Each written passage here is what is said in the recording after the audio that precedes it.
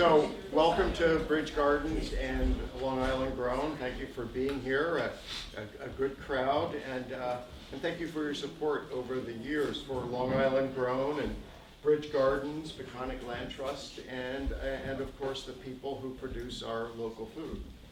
Three good examples right here.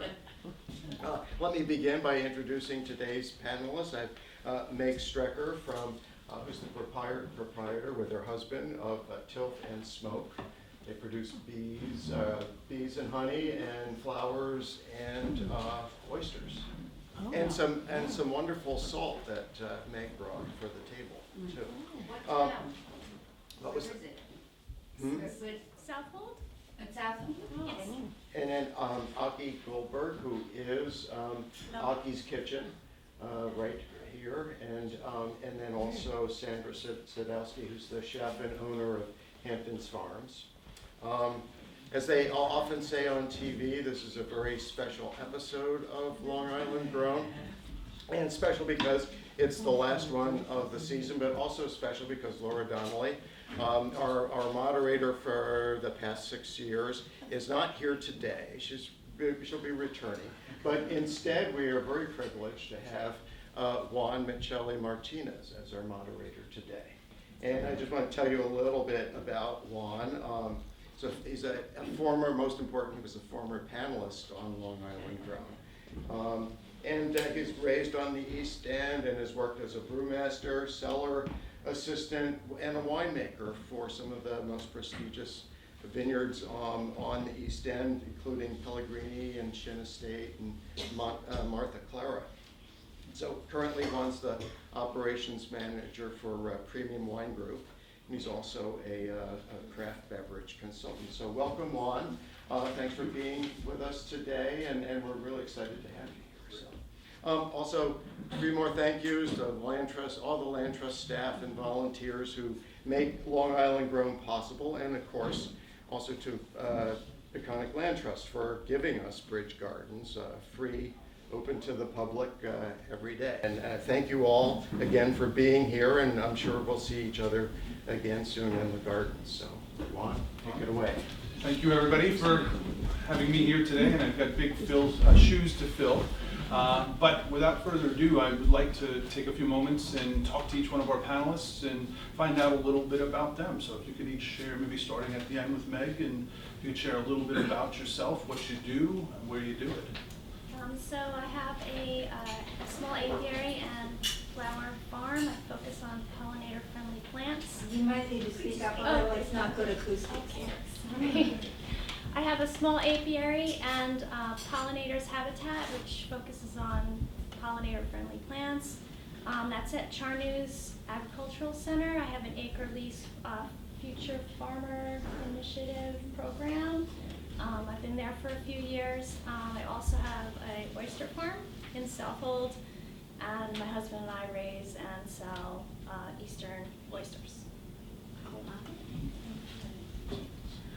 My name is Sandra Sandowski, and I've been in hospitality my entire life. Operating spas and wellness centers is really my bread and butter. It's what I've done in urban environments and non-urban environments. With Ritz-Carlton, I ran for 10 years, which is a big name. And so I expanded my portfolio and decided to buy and open a restaurant about 1.5 years ago named Hampton Farms in East Quogue. Just kind of getting back to my roots. I grew up on 12 acres when my parents are Polish immigrants, farming, hunting in the backyard, and really eating off the land. So I was inspired through all of my wellness and spa experience and the love of culinary and my upbringing to open and operate this restaurant. Hi, I'm Aki. I moved here about 2.5 years ago. I am a new food producer. I produce soups, salads, and a little bit of sweets. I cook out of the incubator kitchen at Stony Brook. It belongs to the Amagansett Food Institute. And this is a totally new venture for me. Even like just sitting here, I'm a little overwhelmed. I'm known to be a talker, but this is like different. So I think this is not going to be that easy. But I have a very different background, which has nothing to do with the food. I originally come from the jewelry trade, and but I've had this passion for food and food, vegetables, home cooking, homegrown, home everything for a long time. And my husband, as I said, we moved out here 2.5 years ago, and I went like, you know what, I'm doing this. Let's do this. Like I don't know. I moved here for a reason, also to be able to do what I'm doing right now, and so here I am, and we'll see. I brought a couple of tastings as well, so we'll see where it takes us. Excellent. So as we know, Long Island, one of the special features that I feel that Long Island has is its seasonal changes.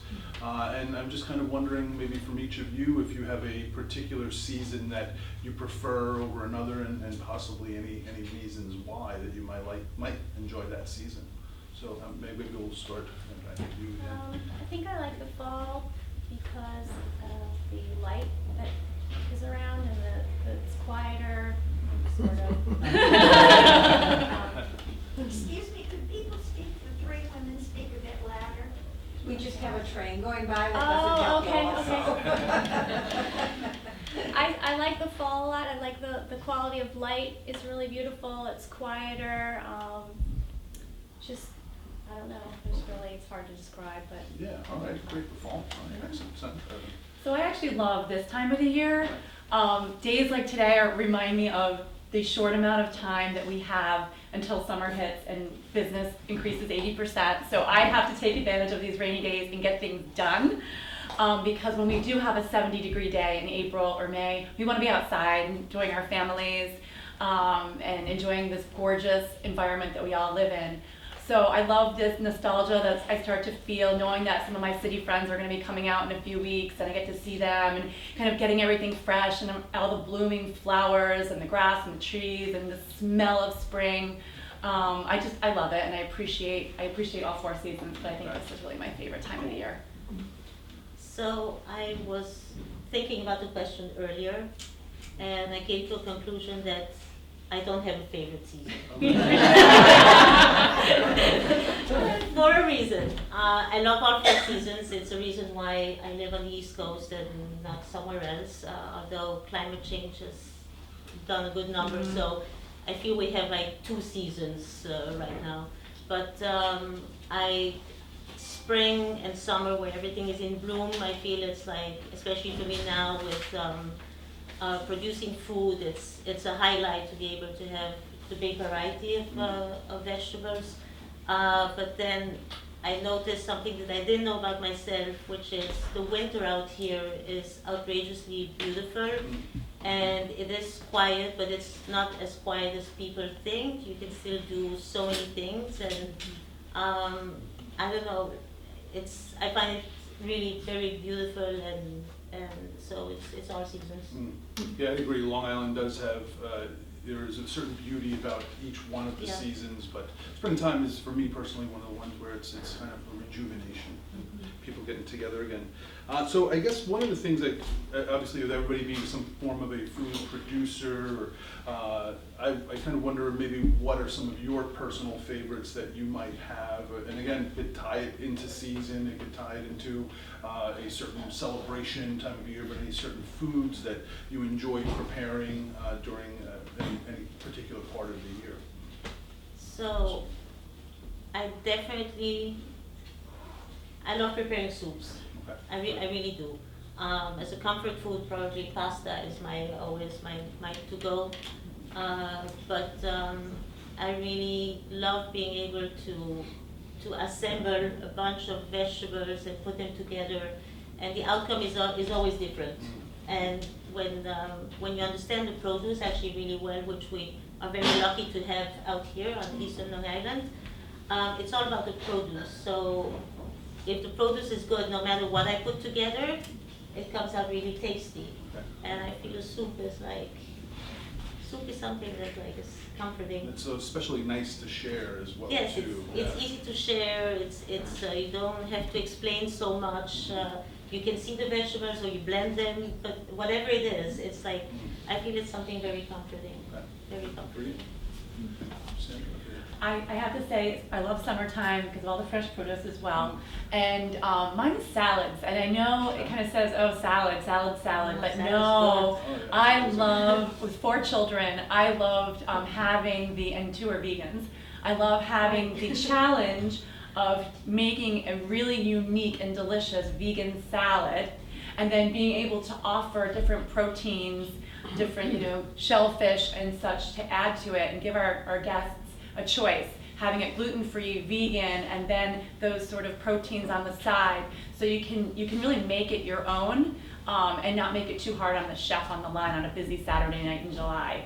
So I have to say unique salads, and look for those that are going to be launching on our menu very soon.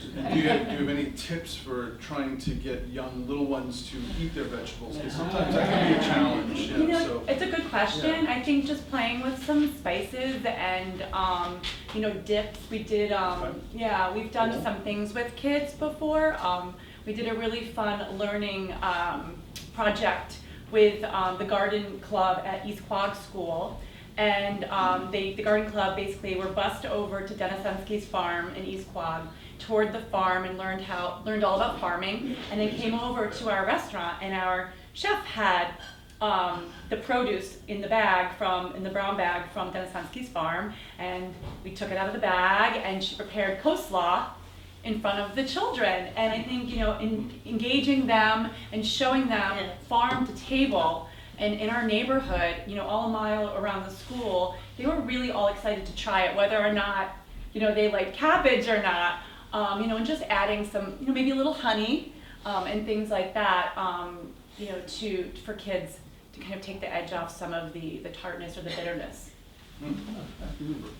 Great, Meg. I know we chatted a little earlier, and you talked about also having edible flowers, and I know I had asked about that, and I don't know if you can share a little bit about your experience with edible flowers. I started growing edible flowers just kind of, not by accident, but I thought, what can I grow here that's a floral thing that bees like, that kind of ties into what we're doing. And I started reading about the nutritional value of flowers and shoots and microgreens. They hold so much more nutrients than sometimes more, fully grown greens.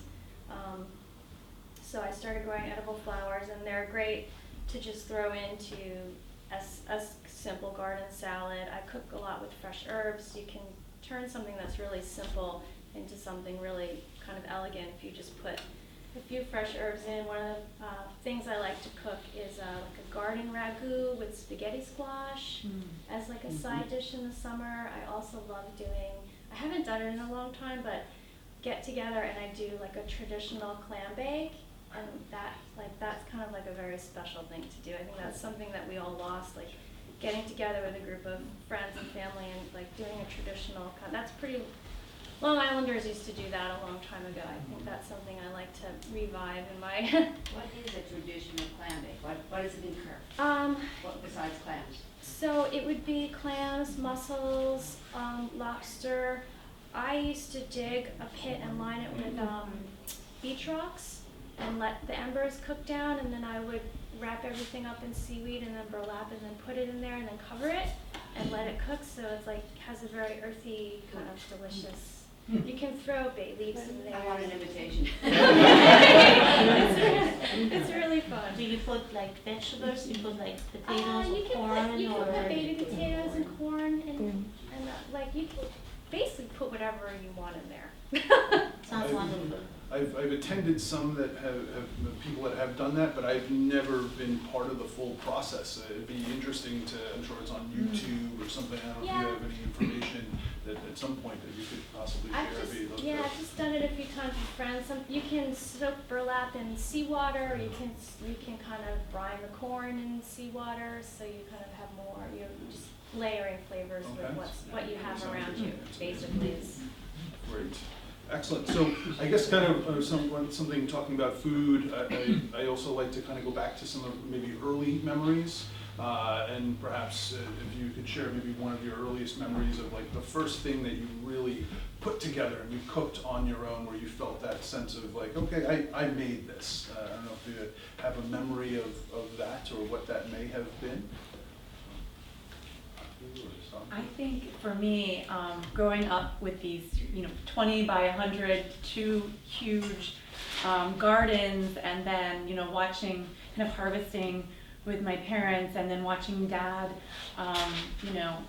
go out and get his deer and butcher it right in the backyard. One of my favorite things to make with Dad was chili, and we would make it with venison. And we would freeze our vegetables. We had a whole room dedicated in our basement with different freezers. So with my mom, I would freeze all the vegetables. So I would go down to the basement and always get the corn that would go in the chili. And you take the venison and of course beans and et cetera, and make chili. And I kind of sit there on the stove and stir it with Dad and slow cook it, and it was great. So that's one of my earliest memories. So, excuse me, do you do a lot of freezing as opposed to preserving? When I grew up, Just that's curious. that's how my parents We did didn't it. freeze anything, but my family all would preserve all the things and you'd be jars of everything. Yeah, they did a lot of jarring as well. Yeah, they did both, really, I guess. Yeah. Thank you. Of course. So, I grew up with a lot of food around me. So I don't even know how to transform this. My mother is an excellent cook, so was my grandmother. And growing up, we always had, my father would always bring a lot of people home. We would always have guests. Food was something very important. My parents are Holocaust survivors, and so I don't know how else to say this. Food, having not had food for a long time or during the war, was something that my parents were very proud of. So we would always have a lot of people. The kitchen was always very engaging in the house. We didn't do preserving or freezing, but we did a lot of cooking. There was a constant cooking. So I grew up always being part in the kitchen. Everything always happened in the kitchen. Kitchen was the main room. And I think going fast forward, when I started cooking myself, I always tried to like bring something back, the memories of like, can I make it as good as my mom? Or can I make it as good as grandma? It was the challenge. And having two daughters that I adopted from my husband, they were very challenging food-wise, like a lot of children. I was one myself, by the way. I didn't eat much when I was little. I didn't like anything, and here I am making food. But trying to bring what I had from home to help my kids, to get them engaged, is when I really started to cook. To cook and make sure that I bring everybody together at the table and engage them, because I always felt that food brings people together, and the challenge was for me more to be able to bring back what I had from home than really remembering, one of the first foods or anything that I made. So a little bit of different background to that. Understood. Okay. Megan. I grew up in a desert pantry. My parents had no spice, no flavor. I remember probably the earliest thing I made. I kind of carried on for a long time, but that's really when I started discovering food, and it was like a whole new world of things to explore. And it was good. It was a positive thing. You said like no spices? We had cinnamon. Cinnamon. That was it. My dad used to love cinnamon, but That was it. me growing up, my mother did not have like, even now, like when you open my pantry, there's like 1,000 spices and like, you know, like I don't know, it's like a little overwhelming maybe, but like my mother only used really like very little spices. Everything was made from scratch and everything had a lot of flavor. We always spent really like time searching for the produce or searching for the right piece of meat or, you know, whatever is in season. But there was never an abundance of spices. There was always an abundance of garlic and onion, that's for sure. But the spices, not that much. So I can relate to that. Understood. Great. So I guess, you know, coming from a craft beverage world, I'm always kind of interested in finding out what people like to enjoy themselves after a hard day of work, so whether it be alcoholic or non-alcoholic. But I guess my question for you all would be, what do you enjoy? What type of beverage do you enjoy? It could be tea, it could be whatever it is, but I'm curious to know what you enjoy drinking when you're just unwinding. I enjoy drinking at my restaurant with Aki when she comes to me. I don't find that We need to unwind. Unwind. But I'll start off, I guess. You know, lately my go-to has been really simple, vodka. And I've been just having some fun with some different infusions and different, you know, like essential oils and things like that. But I think I wanted a little more spice in my life, so I've been just, you know, having fun with just some jalapeno and cucumber, a little spicy and fresh at the same time. I don't like, you know, using sugar and things like that. I'm very mindful. My body doesn't like sugar so much, so I like to keep it pretty clean, and I just, you know, it's fun. It's nice to sip, just, you know, little. The jalapeno, how do you process that to put into the drink? Is that Yeah, I just mull? I just mull it, Okay, yeah, and then, you know, you can add a little honey, I call it the bee sting, Okay. drink, and it's on our menu, yeah. And I add the cucumber as well, because I like the little freshness. And, Okay. you know, Excellent. sometimes Cucumber's put a little good. red pepper spice in there, and Okay. shake it really hard, pour it right in a martini glass with a floating jalapeno. Oh, nice. So, Aki, I don't know. Probably tequila. Oh, tequila. The people who know me. I don't like mixed drinks. I don't like, I mean, tequila is, some are sweeter than others, but I like things neat. Growing up, vodka was always, it was in the freezer, and it was always something, you know, or to celebrate, or I gotta be careful what I'm saying. When I got introduced to oysters, my father would always say, you should have a little shot in between, you know, just in case I don't know if he used it as an excuse or as a cleanse, but he said that the alcohol would, like, should there be something, you know, not 100%, but at the end of the day, I think tequila is a happy drink. Okay. So, Yeah. and wine in the summer, Okay. definitely. I'm not gonna poo-poo the wine. Any particular wines? White wines, red wines, rosé? I like all wines. I love rosé. I love white wine in the summer, and I love a good red. Okay. Aki does not discriminate. Equal opportunity No, drinker. equal opportunity, absolutely, absolutely. As long as it works for you, as long as Sure. it's tasty, Yeah, you know, absolutely. as long as it stays happy. Depends on your mood. Yes. Megan. I'm usually really thirsty after work, so I'm working outside. But I add bitters to my water. Okay. My husband and I have been like making a lot of different bitters with botanicals and figure that. And my husband makes excellent rum daiquiris, not the frozen kind, like Nice. straight up in a like a coupe glass, and that's kind of our treat on weekends. Nice. I don't drink after work usually during the week because I'm tired. It's like not Fair an enough. option.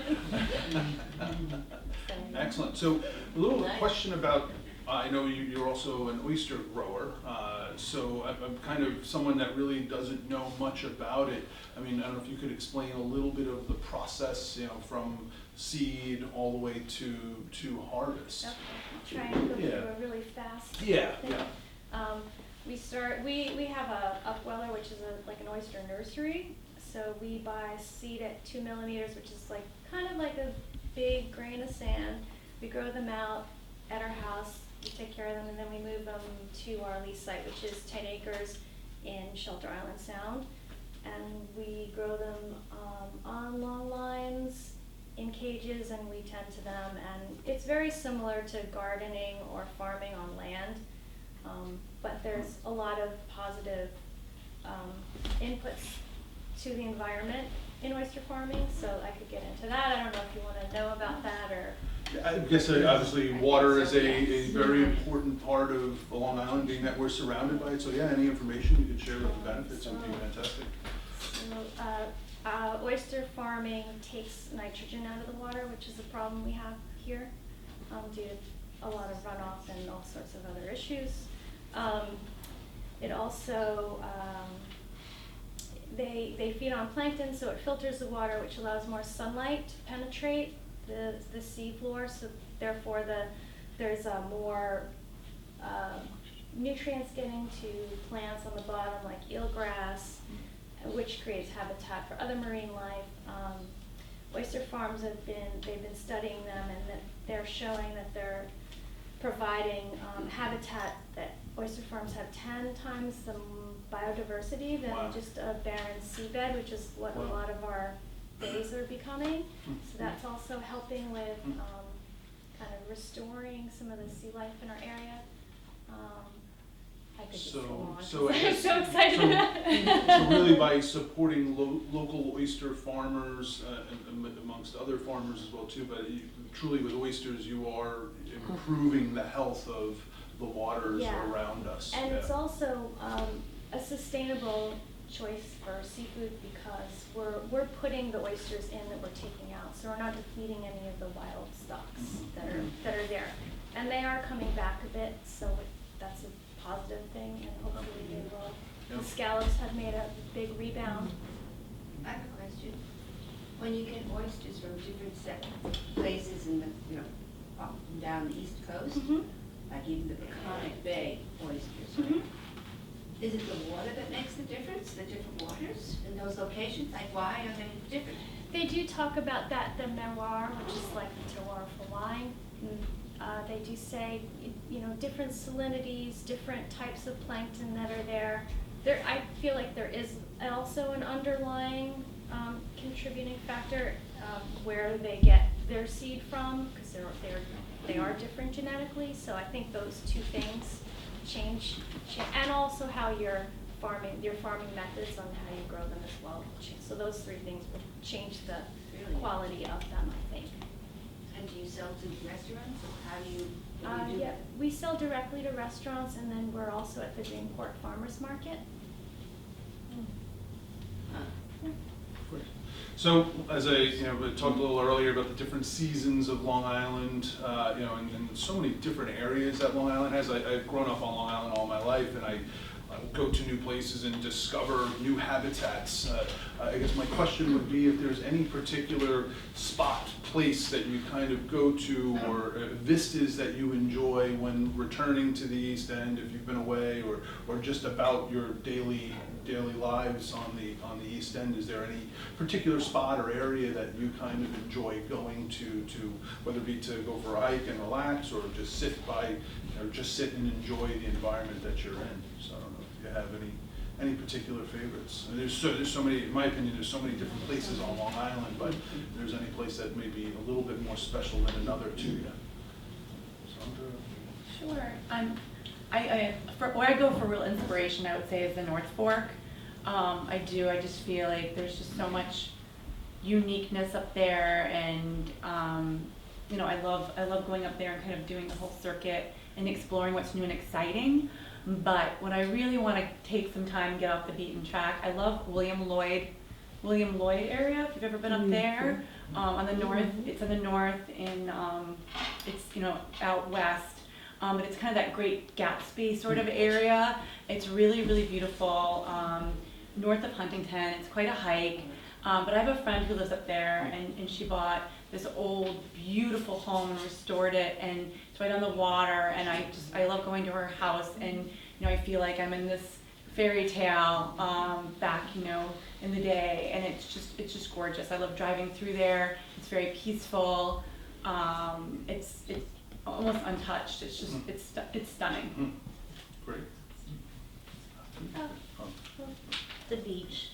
Beach, okay. South Shore, The- North Shore, the, Bay. The ocean. The ocean, okay. I think that especially in this area, so we live in East Quogue, and it starts there, or it's going all the way, you know, towards the end, going out east. Whenever I need to clear my head or get inspired or anything, just hearing the sound of the ocean, just being out by the water, is something that's very important to me. It's very inspiring. But I also feel that it's one of the reasons why we moved out here. I do think that we have some of the prettiest beaches anywhere. Like, I feel you can travel worldwide and there's like very special places, but I feel right here where we are and the Atlantic Ocean is non plus ultra. And it's miles and miles and miles and miles, and even in the summer when it gets crowded, it's not crowded. It's really not. You have a few patches, but for the rest it's like, I feel it's like endless. And I feel when you sit there and you look out, if it's towards the water or towards, you know, the left or the right, I feel it's like mesmerizing, because it's like so unobstructed, and it's still clean, and it's just simply beautiful. So water is very important. Great. Oh, I love Camp Hero in Montauk, especially in the winter when there's snow, and if you go down there, sometimes you can see seals sunning on the rocks, Yeah. which is really, I love that. Amazing, yeah. When I was a child, I used to go to Quogue Wildlife Refuge, and my parents used to have us walk through there a lot. That was kind of nice. And the North Fork has so many different diverse beaches, so there are all these small little beaches and pockets, and they're all so different, and you should try and visit them because they're really, really nice, especially off-season. Yeah. Yeah, we are. I mean, I think both forks have their unique beauty, but the North Fork is still a little bit more open with some vistas, but I do enjoy visiting both the North and South Forks. I guess one of the questions I also have too is as we start to roll into things are starting to obviously grow and bloom, and soon our farm stands will be, with produce again. I'm wondering if you happen to have a favorite farm stand that you enjoy going to, and when do you feel like it's officially season, when whatever it might be that you're actually getting from the farm stand. So I use corn as an example of like when things are really growing and going, you see a lot of something that you really enjoy at a farm stand. Is there any particular farm stand that you enjoy? I like Sangley on the Okay. North Fork. Right. They have organic produce, and I love it. They're really friendly, very helpful. I love sifting through, coming back to the kitchen and cooking. A particular time, I would say, the height of the summer is really great. And then to answer, two-part answer, in the fall is Hank's Pumpkin Town with my kids, because the kids run around on all the little bits that they have set up, and I can go into their market and really find some fun baked goods and Cool. buttered corn and things like that. So pick out our pumpkins. So. And the last time I sat up here, I actually sat on a panel with Hank. So it's kind of funny. Yeah, great, cool, excellent. Keep it back. I think it's difficult to just pinpoint one. I do Okay. have a couple that I cherish, but first of all, I think going to the farmers markets is where you get to experience, a little bit from everywhere. So you get the North Fork and the South Fork. Most of the, not most, all of the farmers here are amazing. Some are 100% certified organic. Some are as close as possible. I don't think it's fair to just, pinpoint. I did take out the CSA last year. This is how I started the idea of being able to force myself to pick something up every week from a specific farm, and it was Sangley. I will say that. where you have to focus on using what is in your bag and try to be creative with what you have, and it's totally in season. There's a few places I really adore going to, but I don't think it's fair to single out a farm because they all bring something to the table. Not every farm can produce, the same thing as others. So also now with my new venture, I try to spread it out, and I will be getting things from different farms so that you gotta mix it up a little bit and making sure that Could you share some of the farmers that you Yes, work with? so today, for instance, Sweet Woodland Farms. Her name is Rachel Stevens. She is based in Hampton Bays, but she has just started I don't know if I think it's by Southhold, and I think it has also something to do with the Peconic Land Trust, where she is renting an acre. And she does, she does fresh herbs. So my herbs will be coming from there, but currently also my eggs come from Sweet Woodland Farms. I asked her also to grow something which is, I love to use watercress. It is something that I use a lot. If it's in the salads or in the soups or as decor. It is something that Aki's Kitchen will be showing more through that farm. I work together with the Sangi. I buy a lot from there. There's the Sujeki farm. I mean, there's I'm trying to, as a visitor years ago, because of coming more to the area of Southampton, the Green Thumb was always and it still is. I think it's a beautiful place. It's everything there is the produce is amazing. Everything, but a lot of gotta spread it out. Spread the love. Gotta spread the love. There's so many people in North Fork that have little roadside things, and each one, one woman will have the best tomatoes one week, and so I just kind of scoot around to everyone. Nice. But I love Deep Roots because they're it's an honor system. They have a lot of variety. It's open, I think, 24 hours, which is amazing. And also KK's is a great biodynamic farm that has fantastic greens and Cool. stuff. Where are they located? Where's KK's? They are on 25 outside of Southold, across from Oldfield Winery.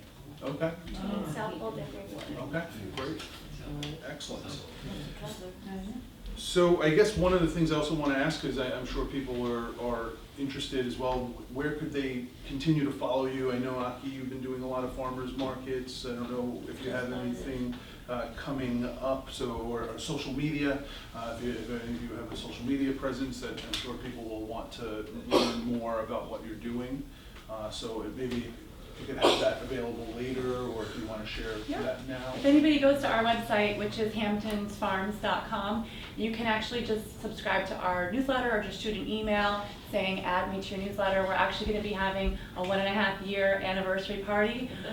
We never had a launch party. We never had a 1-year anniversary party because we had to get open due to losing our commercial zoning. So we were always in a rush, and we never felt like we were perfecting our model. So we're finally doing a big party, and we'd love to invite you all as our guests. So if you just join us there, and you can certainly follow us on Instagram and Facebook, where we're very active. We post our specials. We show what's trending. We have a huge blackboard that we're constantly changing out every single week, really based on what's in season, chef specialties, things like that, customer suggestions. We love input. So Great. Oh. No problem. I'm only on Instagram. I do Okay, have great. a website. It's Yenny Cod Oysters. If you want to know how to spell it, it's What is it? Yenny Cod Oysters. Oh. It's the original name of Southold before it was called Southold. Oh. So that's where we came up with that name. We wanted to pay homage to That is the amazing. land and the water, what was there before we came. So, Okay. Could you spell that? it's YENNICOTT, oysters. And Tuna, do you know when that name changed? I've never, this is the first time I've ever heard of this. Yeah. Probably in the 1640s, Okay. 1650s, maybe the 1660s. Okay. In the 1600s. Yeah. Okay, excellent. Aki? So you can currently follow me on Instagram under my name. It's Aki Goldberg or Aki's Kitchen. This new venture is not even a year old, so I'm working on the website, but I'm also changing my Facebook page, so it will be it will be more for the public. It will be Aki's Kitchen. On my Instagram, you can find my email, but I will be starting, I think, May 23rd at the Good Ground Farmers Market in Hampton Bays. I think it's they moved locations, so it will be on Main Street across from the firehouse, fire department. It will be on Thursdays from 3 to 7. So it's like a different day because there's a lot of farmers market. I am currently waiting to hear if I will be hopefully at the West Hampton Farmers Market on Saturday mornings.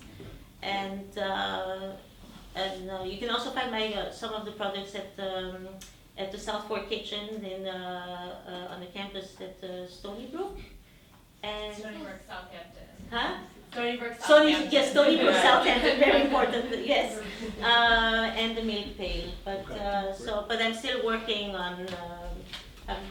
I'm working on the project. Okay, excellent. And now I think we're going to open it up to questions from our guests. If anybody has any questions for any of the panelists. I've got one for Meg. What edible flowers do you grow beside nasturtiums? I grow edible marigolds. I grow bachelor buttons, jump up Johnnies, violets, calendula. I let some of my herbs go to flower. I grow edible hollyhocks, zucchini flowers. There's so many edible flowers, I haven't even uncovered all of them. So it's always, I'm adding to what we're growing and trying them and seeing what works and what might not be that palatable and what might be more visual. Like it's like my little art project.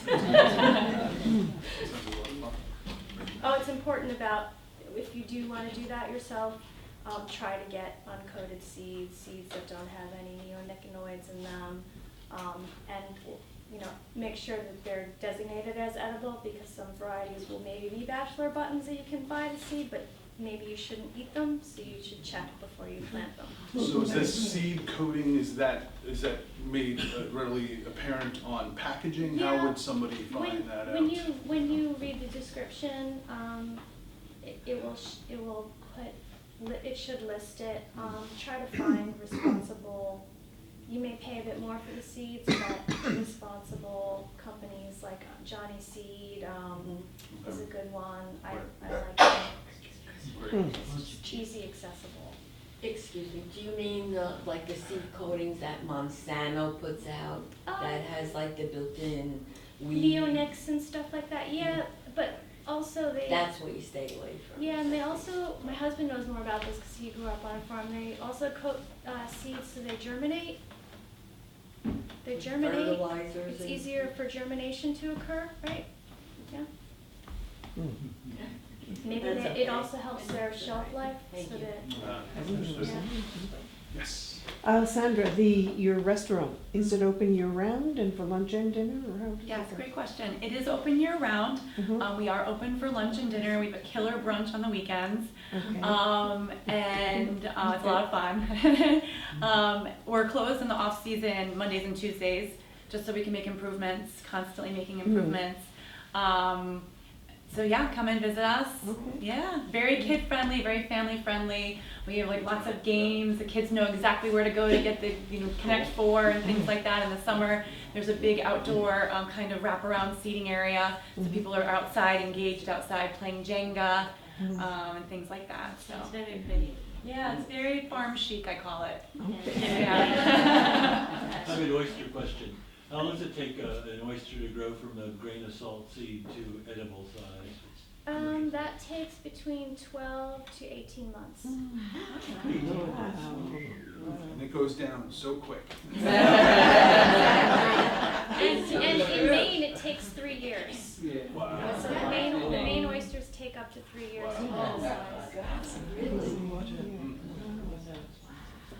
think the folks would like to know how much an oyster can clean the water in a given time. Well, they do state that a full-size oyster, which would probably be this big, is 50 gallons a day.